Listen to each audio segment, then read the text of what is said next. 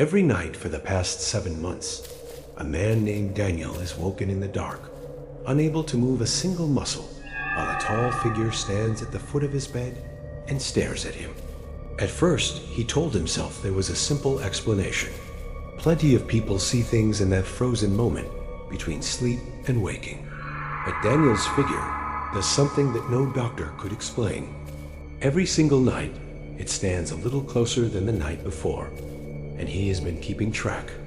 What he wrote in his notebook over those 7 months is the part that should make anyone uneasy.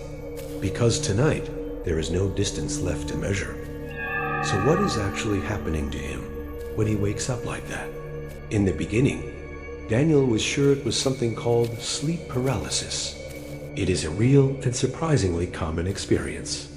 The brain wakes up before the body does, leaving a person fully awake and aware, but unable to move for a few terrifying seconds. Many people who go through it report the exact same thing.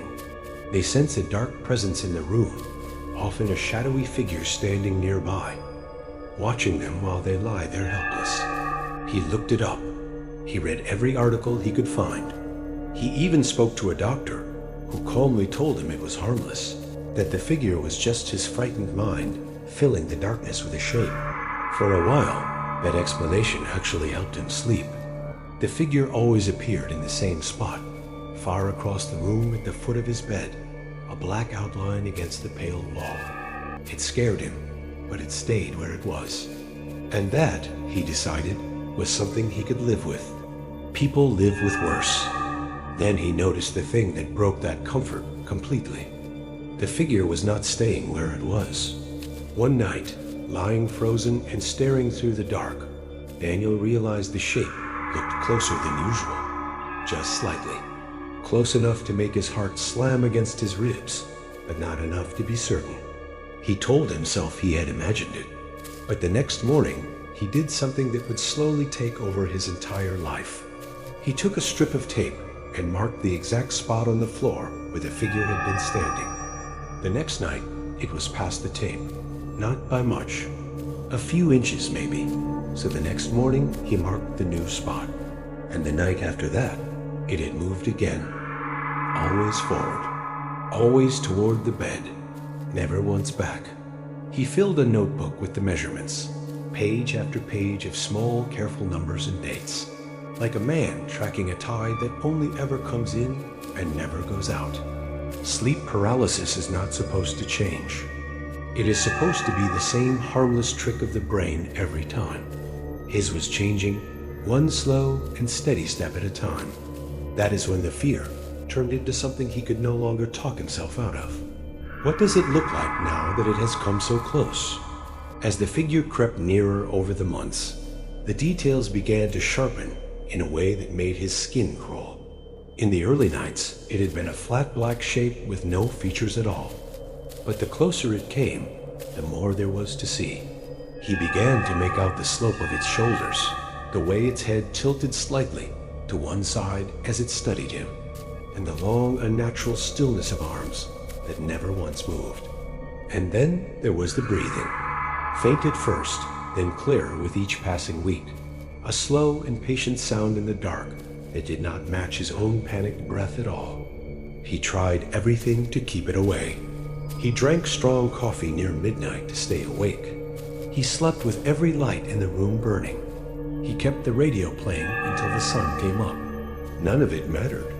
Sleep always found him in the end, and when it did, the figure was always waiting, a little nearer than before, as if it had all the time in the world and knew exactly how much was left. He even told his family. They listened, nodded kindly, and gently suggested he was working too hard and needed rest. Nobody believed the notebook. Nobody believed the numbers. So he stopped telling people, and he kept measuring alone, which brings him to tonight, and to the line he always feared he would reach. What happens when there is no floor left between them? Daniel knew this night was coming. He had done the math weeks ago, counting the shrinking inches against the distance to his bed, watching the gap close like a clock running down. Last night, the figure stood so close that its knees nearly brushed the mattress frame. There was almost no room left for it to step into. He had begged the morning to never let the next night come, but it came the way every night always does. He woke in the familiar iron grip of the paralysis, his body locked tight, his eyes the only thing in the world he could still move. And he already knew, before he even looked, that the floor was gone. There was no more distance to measure, no patch of carpet left between the dark shape and the edge of his bed. For 7 long months it had stepped forward, patient and certain. And now at last it had simply run out of room. The nights began to bleed into his days. Daniel walked through the world exhausted, flinching at shadows and doorways, catching shapes in the corner of his eye that always turned out to be nothing. He started dreading the sunset the way a child dreads a punishment, watching the light drain out of the sky and knowing exactly what the darkness would bring. Sleep stopped feeling like rest. It felt like an appointment he was forced to keep. One night, weeks before the end, something new happened. As he lay there frozen and staring, the figure slowly raised one arm, the very first time it had ever moved at all. It reached out toward him through the dark, fingers stretching across the small gap that was left, and then the paralysis finally broke, and he jolted awake, gasping, soaked in cold sweat. After that night, he understood that the thing was not only coming closer, it was getting ready. He thought about leaving, moving house, sleeping somewhere new and far away. But deep down, he was terrified of the answer to one simple question. If the figure was truly only in his mind, then a new house would not save him, because it would follow him there. And if it was not in his mind at all, then it had already found him once, and it could find him again. So he stayed. He kept his notebook, and he counted the shrinking inches down toward 0. And for the first time in all those nights, the figure did not stand and stare. The mattress sank beside his frozen body as a heavy weight pressed slowly down onto the bed. The breathing was right beside his ear now, warm and slow and terribly real. He could not move. He could not scream. He could only lie there and listen as the thing he had measured for 7 months finally climbed up beside him, settled in close, and gently rested its head on the empty half of his pillow. If that crawled under your skin, you already know what to do. Hit like, subscribe to Echoes After Dark, and maybe leave a light on tonight. And do yourself a favor. Check the foot of your bed before you fall asleep, just in case.